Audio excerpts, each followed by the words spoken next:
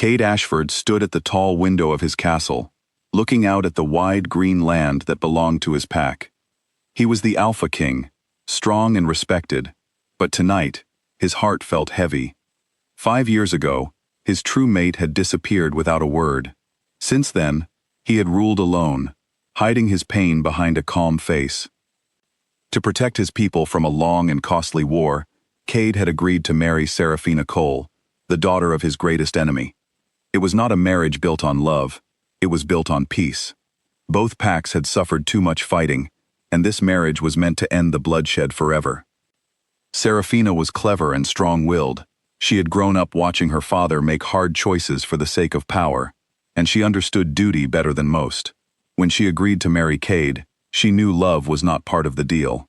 Still, she hoped that with time, respect could grow between them, even if love never did. Their wedding was grand, filled with flowers and music, though neither of them smiled the way true couples do.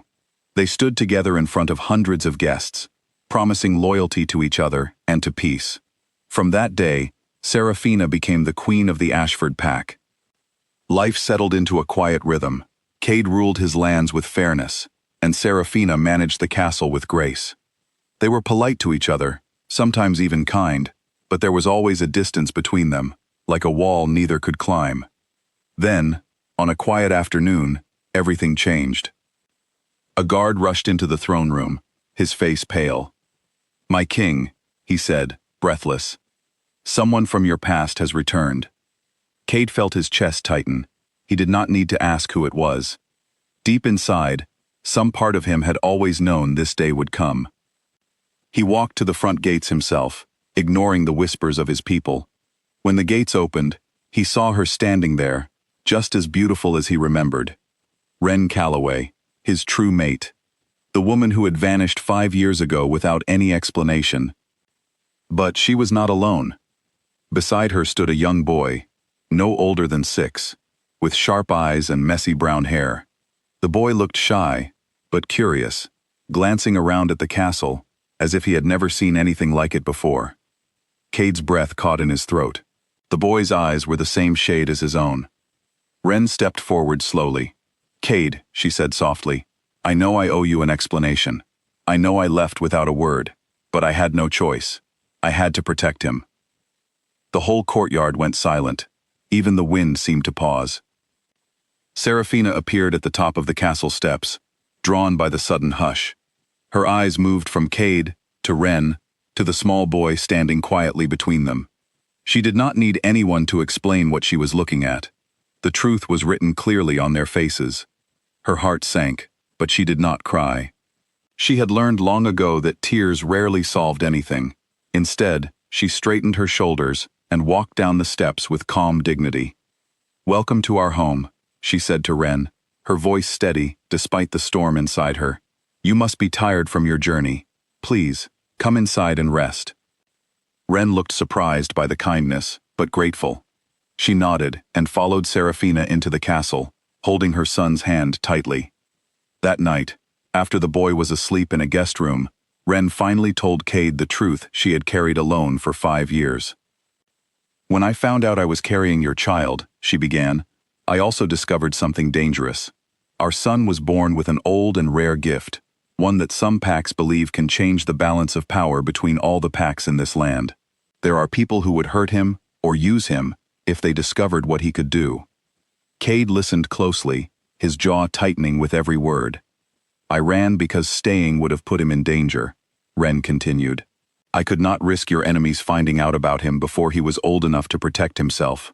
I built a quiet life far away, under a different name, just so he could grow up safely." "Why come back now?" Kade asked, his voice rough with emotion. Wren's eyes filled with worry. "Because the people hunting him have finally found our trail. I could not protect him alone anymore. You were the only person I trusted to keep him safe." Kade felt a mixture of anger, sadness, and fierce protectiveness rise inside him. Angry that she had kept this from him for so long, sad for all the years he had missed, and determined to protect his son no matter what it cost him. Meanwhile, Seraphina sat alone in her room, staring at the flickering candle on her table. She thought about the calm life she had built, brick by brick, inside a marriage that was never meant to be about feelings. She realized now that somewhere along the way, without even noticing, she had begun to care for Kade more than she had allowed herself to admit. She pressed her hand against her chest, breathing slowly, refusing to let the ache overwhelm her. Whatever happened next, she decided, she would not lose herself in it. The next few days brought tension to the castle. Whispers spread quickly among the pack members. Some believed Wren's return meant war. Others believed the boy was proof that fate could not be denied, no matter how many treaties were signed. Seraphina's father, hearing the news from his spies, saw an opportunity. He had never truly wanted peace. He had only wanted time to rebuild his strength. Now, with chaos brewing inside the Ashford pack, he began quietly gathering his warriors, preparing to strike if the moment came. At the same time, dangerous strangers began appearing near the castle borders, watching from the shadows of the forest.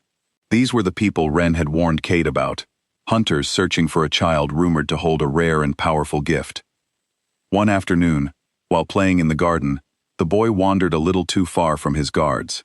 He was chasing a butterfly, laughing without a care in the world, when a stranger appeared from behind the trees. Seraphina, walking nearby, spotted the danger immediately. Without a second thought, she rushed forward and placed herself between the boy and the stranger. "Stay back," she said firmly, raising her hands, ready to defend him. The stranger hesitated, surprised by her boldness, then quickly retreated into the trees when castle guards arrived, alerted by the commotion. Seraphina knelt beside the frightened boy, gently brushing dirt from his knees. "Are you hurt?" she asked softly. The boy shook his head, his small hands trembling. "You saved me," he whispered. "That's what family does," Seraphina replied, surprising herself with her own words. When Kade heard what happened, he rushed to find them, his heart pounding with fear and relief. He saw Seraphina holding his son close, comforting him as if he were her own. Something inside Kade shifted in that moment, a quiet realization he could not ignore. That evening, Kade called everyone together, Wren, Seraphina, and his most trusted advisors, to decide what to do next. "We cannot keep hiding," Kade said firmly. "If we hide, we will always be looking over our shoulders. We must protect our son properly, and we must protect this pack." Wren agreed. "I only came back for his safety. I do not wish to disrupt anyone's life more than I already have."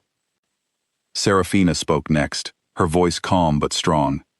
"This boy is part of this family now, whether by blood or by circumstance. We will protect him together." Kade looked at her with a mixture of gratitude and quiet respect. In that moment, he understood something important. The bond he once believed defined his entire future was not the only thing that mattered. Choices mattered too. Loyalty mattered.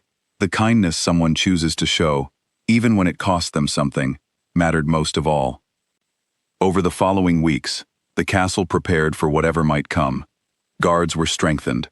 Alliances were quietly renewed. Seraphina's father, sensing his plans had been discovered, chose to retreat rather than risk open conflict, at least for now. The forest hunters, realizing the boy was now surrounded by more protection than they expected, disappeared into the shadows as quickly as they had come. Slowly, peace returned to the Ashford lands, though it was a different kind of peace than before. It was not the peace of a treaty signed to avoid war. It was the peace of a family finding its own strange, unexpected shape. Wren decided to stay nearby, close enough to watch her son grow, but far enough to give Kade and Seraphina space to build their own life. She was grateful, more than words could express, that her son now had more people willing to protect him than she ever imagined possible. Kade and Seraphina's relationship did not transform overnight into some fairy tale romance. It grew slowly, built on new trust, shared responsibility, and quiet moments of understanding. Seraphina realized that respect, once given honestly, often grows into something deeper over time. Kade realized that the mate bond he once thought was destiny was only one thread in a much larger story, and that real connection is built through choices made every single day. Months later, standing once again at the same castle window where the story had begun, Kade watched his son playing in the garden below, laughing freely without fear. Seraphina walked up beside him, her hand resting gently near his on the window frame. "Do you regret any of it?" she asked quietly. Kade thought for a long moment before answering. "I regret the years I lost, but I do not regret where we ended up." Seraphina smiled softly, watching the boy chase butterflies just as he had that day in the garden. "Neither do I." Outside, the sun shone brightly over the Ashford lands, over a family shaped not by fate alone, but by courage, sacrifice, and the quiet strength of people who chose to stand together, no matter how complicated the path had been to get there. And for the first time in a very long while, the castle felt like more than a place of duty. It felt like home.